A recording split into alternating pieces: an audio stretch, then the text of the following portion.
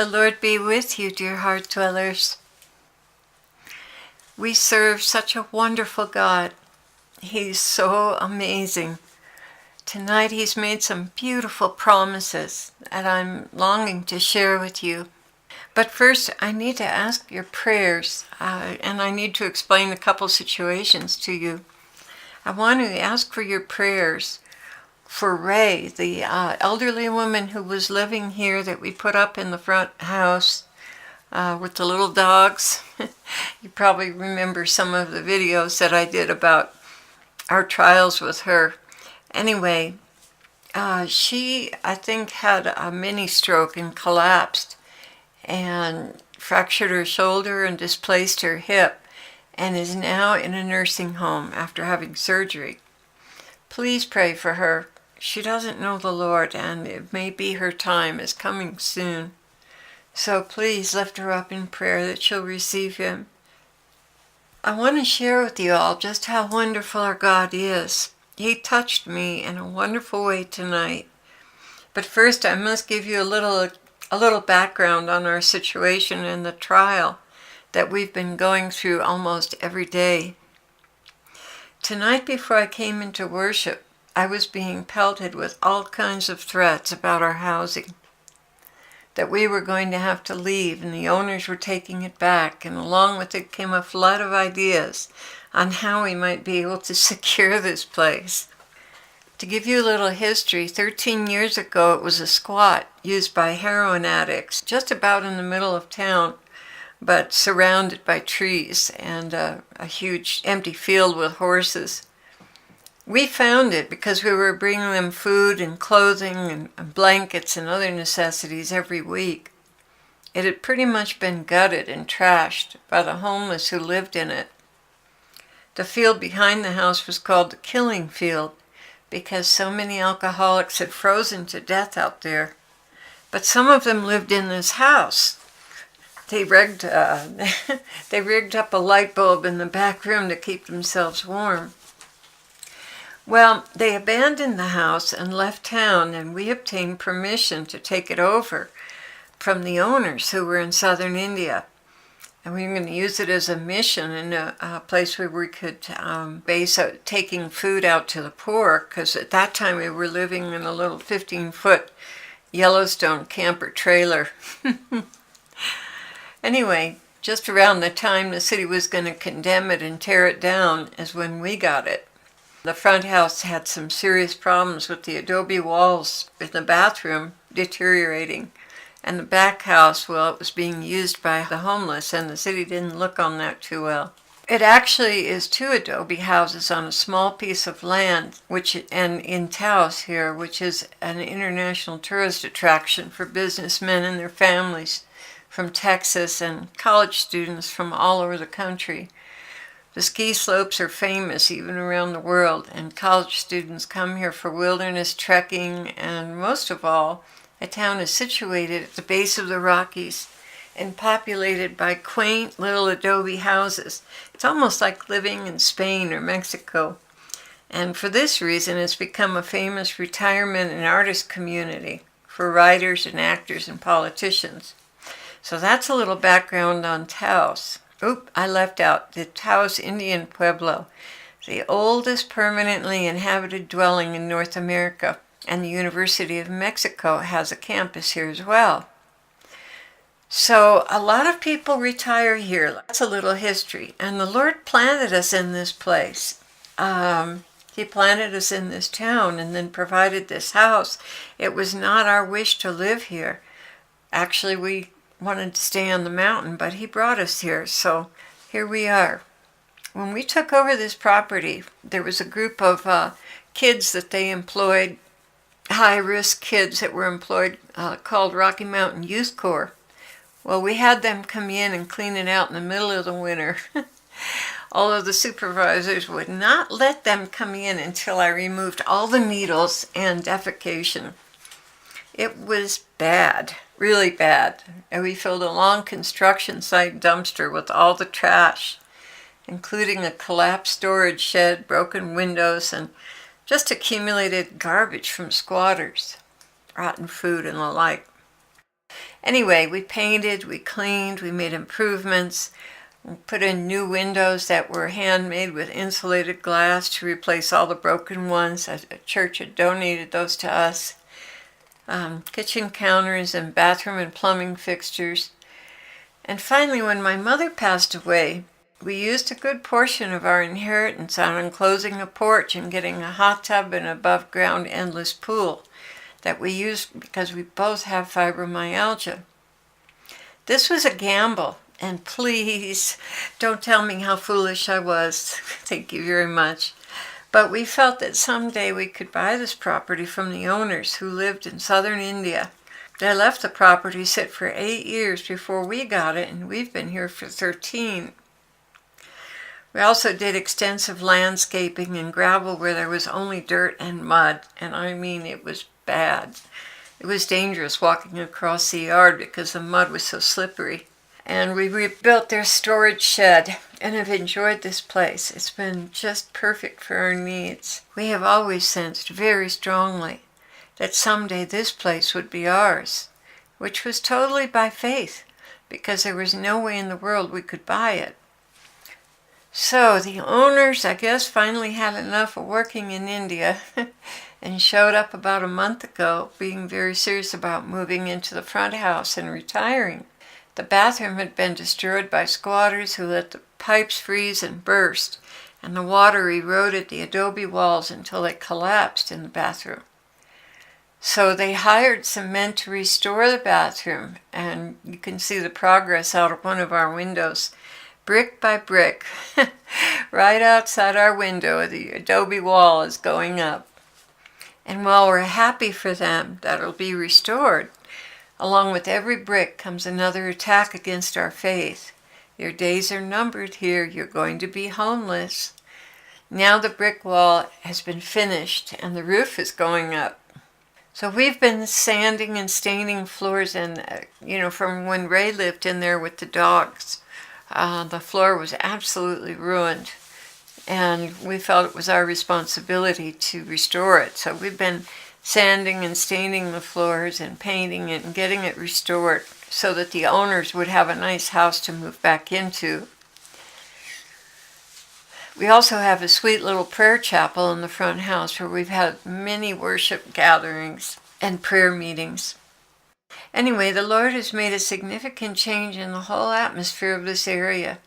We cleaned all the beer cans and trash from the field where our dogs and cats run and play safely every day in the early evening, minus the coyotes. I get them in before the coyotes come out. No one's dying in that field anymore. We've been praying over it, and the idea of being uprooted from here is just something I can't believe. I just can't fathom it because it feels so right. So we sought the Lord about the looming possibility of losing all we had invested here because the owners turned us down when we asked about buying it. Rather emphatically. Mind you, that question came from faith, certainly not from our bank account. In the past, the Lord has told us that He has something in mind, and we will not be losing this house. Wow! But can you imagine every day we get attacked? You're going to be homeless any day now. So tonight, the attacks were extremely vicious and convincing, and I was starting to collapse inside, guys. I was really starting to lose it. Then the Lord whispered in my ear, "You're under attack. I'm surprised you didn't see this." So I stopped what I was doing and I came into worship, but I was very torn up inside. One side was screaming, "You're going to be homeless any day now," and the other side was saying, "Jesus, I trust in you." Back and forth, like a tug of war. And the Lord just took me and pulled me to Himself and embraced me very tightly and held me to His heart, rocking me back and forth. And I looked up at Him and tears were rolling down His cheeks, and He said, "You just don't know how much I love you. You just don't have any idea." And I could feel the fire of His love for me and my love for Him just exploding from within me. And I glimpsed inside his heart and saw before me an endless ocean of love. And I was given to understand that that ocean was not even the beginning of how much love he has for us, for me and for every sinner on this earth. I told him, Jesus, anything for you. I'll live anywhere for you. I don't want to be attached to any place. I know my home is heaven, but this place is so perfect for us and we're so rooted here. And he replied to me, I know, and that's one reason why you were so greatly loved. He rocked me back and forth gently to Terry McAlmond's song, We Glorify the Lamb. Oh, that's a wonderful song, guys. There's no way you can keep your feet on the ground listening to that song. And I heard him say clearly, you are not going to lose this house. Trust me. Will you trust me? Oh, I took a deep breath, and all I could do through my tears was say, Jesus, I trust in you. Oh, Jesus, I truly trust in you. Guys, I couldn't worship anymore. I couldn't stand or sit. I had to go lay down and just gut it out. His love was so profound, so intense, so pure and penetrating. I couldn't stand upright. I just couldn't. I collapsed in bed and he held me until I got up to share this with you. Now, for you who have problems and assign sexual motives to every conceivable occasion, please don't for any moment assign anything to the Lord. He held me like a little child. To the pure, all things are pure. If you're thinking things like that, it's coming from you, not from him or me. So I collapsed in bed and he held me, and I thought about it, and I said, I believe in you, Lord, but I have no idea how you're going to accomplish this. Not that I need to know. I've thought about the rapture. Ezekiel and I have discussed the rapture could happen before they move back in. But here he's saying you are not going to lose the house. So that's a little bit different than if he were saying you're going to be raptured before you can lose the house. And I look at the firewood we've saved up for the winter and think, what if we have to leave? Where will we go? All I can do is confess, Jesus, I trust in you. So this is the battle Ezekiel and I fight every day, knowing that in a few short weeks the owners will be moving into the front house unless God intervenes. Then they plan on moving their son into the back house, although they haven't given us notice. They've hinted, and I can see the writing on the wall. These are their plans.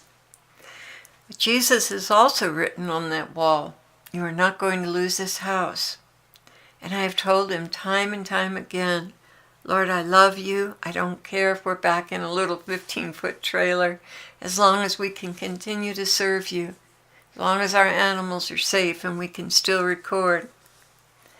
Sure, I'd miss the hot tub and the pool, which sometimes I have to use twice a day. But I love him so much. If it were his will, I would embrace it. Heart dwellers, there is nothing in this world, or out of it, for that matter, as exquisite as his love for you. Give him everything he asks of you, because what you will get in return is beyond imagining. He adores you, and nothing means as much to him as your trust in his mercy and goodness.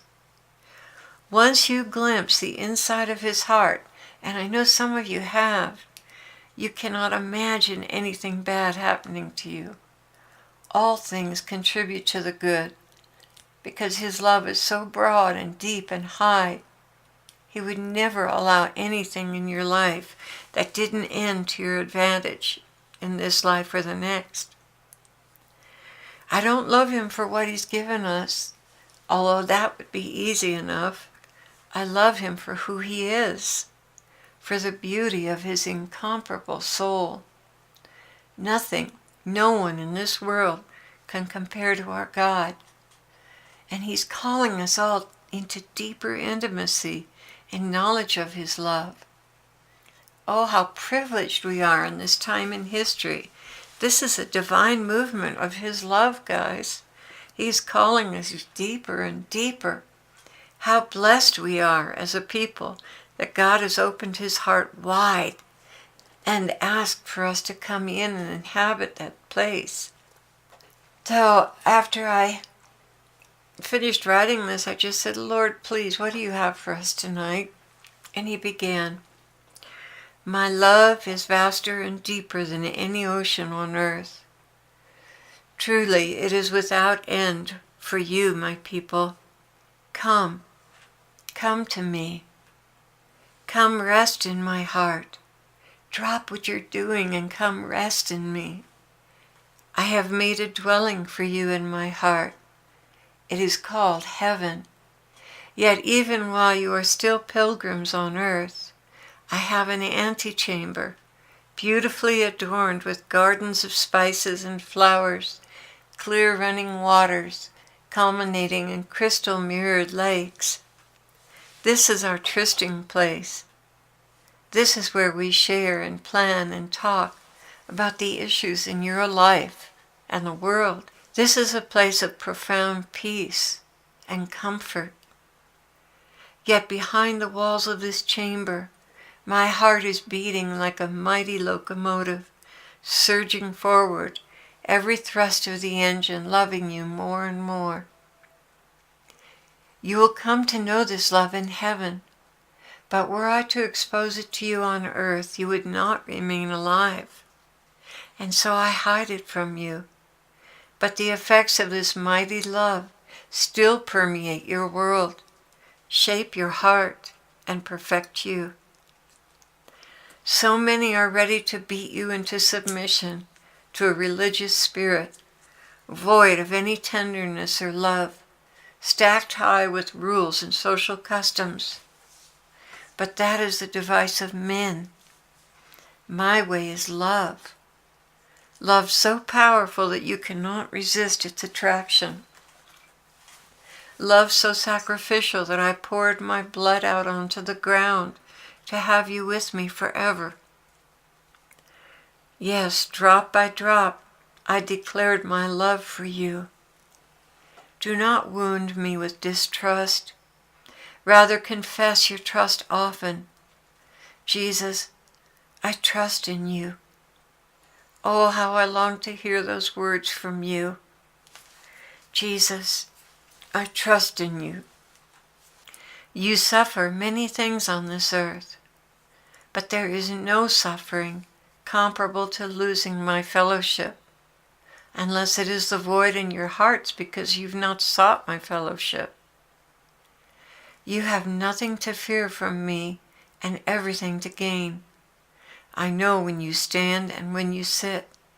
I see all your sins clearly, but I dismiss them because I have another vision of you. It is the perfect and complete you, destined for glory, destined to resemble me in every facet of your being. Not only am I totally dedicated to your good and fulfillment, I also have the tools necessary to accomplish the task. No matter how hopeless you are about yourself, I can still do this with your permission. If I can carve out the Grand Canyon, I can certainly carve out the sin and disorder from your lives and make you gloriously beautiful. Do not withhold anything from me, my children. Give me your all. Give me permission to have your all, and I will do the rest. I have such wonderful plans for you that were you to sit down and dream for hours and days on end, you would never discover the glorious gifts awaiting you in heaven. I will give you little clues. You know the things you've hidden away in your heart, dreams of what you want someday. That grand piano, that soft furry lion, that mountain retreat, that ocean estate, that ability to fly, the body that is whole and healthy and young, with all your teeth.